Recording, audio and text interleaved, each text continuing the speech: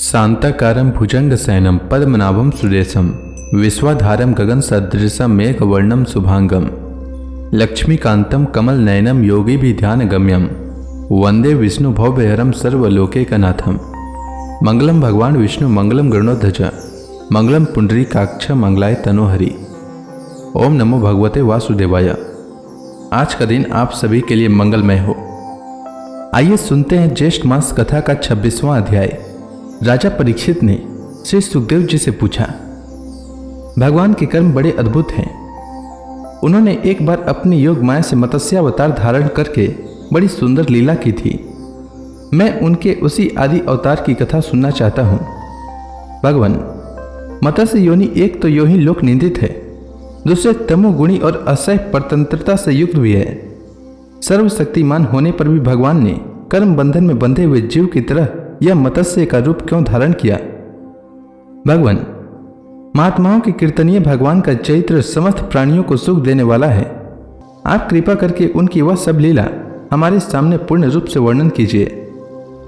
सूत जी कहते हैं, शौनक आदि ऋषियों, जब राजा परीक्षित ने भगवान श्री सुखदेव जी से यह प्रश्न किया, तब उन्होंने विष्णु भगवान का वह चरित्र जो उन्होंने मत्स्यावतार धारण करके किया था उसका वर्णन किया। श्री सुखदेव जी कहते हैं, परीक्षित, यूं तो भगवान सबके एकमात्र प्रभु हैं, फिर भी वे गौ, ब्राह्मण, देवता, साधु, वेद, धर्म और अर्थ की रक्षा के लिए शरीर धारण किया करते हैं।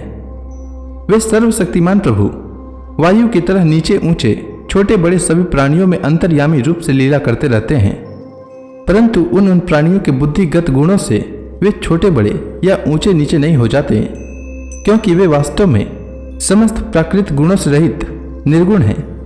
परीक्षित, पिछले कल्प के अंत में ब्रह्मा जी के सो जाने के कारण ब्रह्म नामक नैमित्तिक प्रलय हुआ था।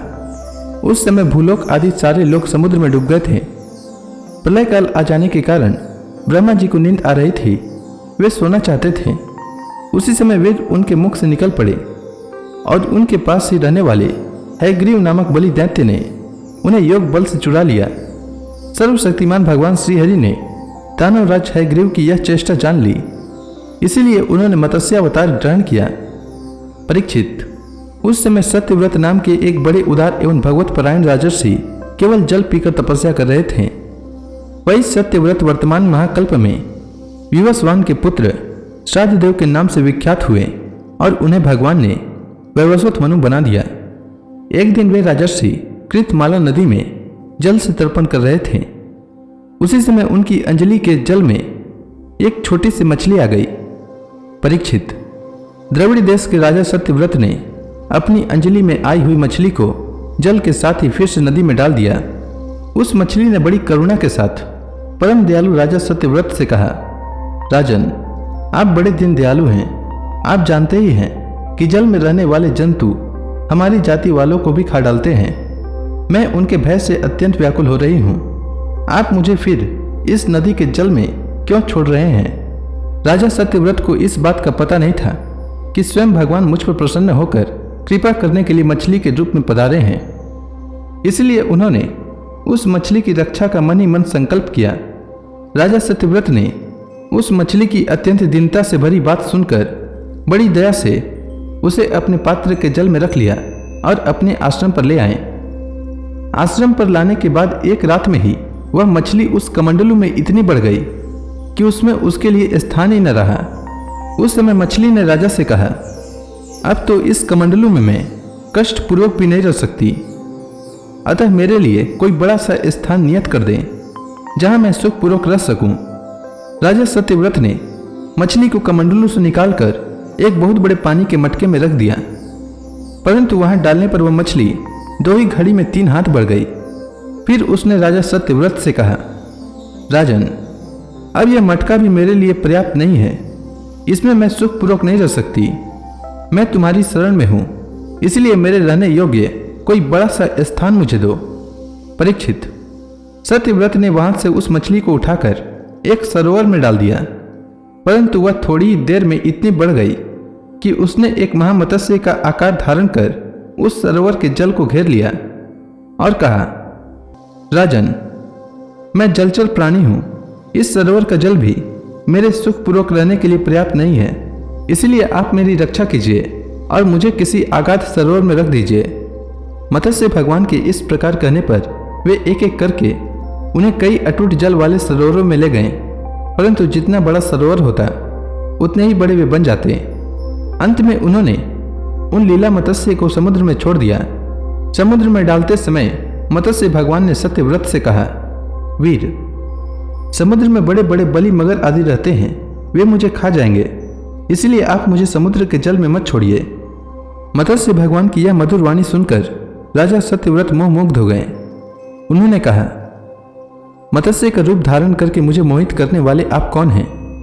आपने एक ही दिन में 400 कोस के विस्तार का सरोवर घेर लिया। आज तक ऐसी शक्ति रखने वाला जलचर जीव तो न मैंने कभी देखा था और न सुना ही था। अवश्य ही आप साक्षात सर्वशक्तिमान सर्वांतर्यामी अविनाशी श्री हरि हैं। जीवों पर अनुग्रह करने के लिए ही आपने जलचर का रूप धारण किया है। पुरुषोत्तम, आप जगत की उत्पत्ति, स्थिति और प्रलय के स्वामी हैं। आपको मैं नमस्कार करता हूँ। प्रभु, हम शरणागत भक्तों के लिए आप ही आत्मा और आश्रय हैं। यद्यपि आपके सभी लीलावतार प्राणियों के अभ्युदय के लिए ही होते हैं, तथापि मैं यह जानना चाहता हूँ कि आपने यह रूप किस उद्देश्य से ग्रहण किया है।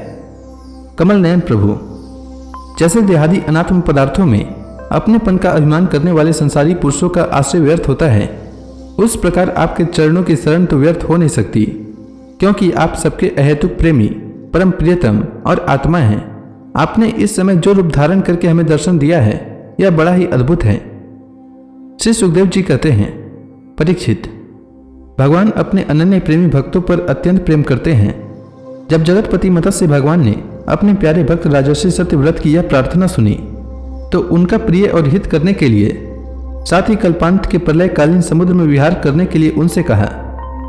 तो इसी के साथ यह अध्याय समाप्त हुआ। इसके आगे श्री भगवान ने क्या कहा, यह मैं कल के अध्याय में सुनाऊंगा। तब तक के लिए भगवान हरि का नाम लेते रहें। तो प्रेम से बोलिए भगवान विष्णु की जय, श्री कृष्ण भगवान की जय, समस्त देवी देवताओं की जय।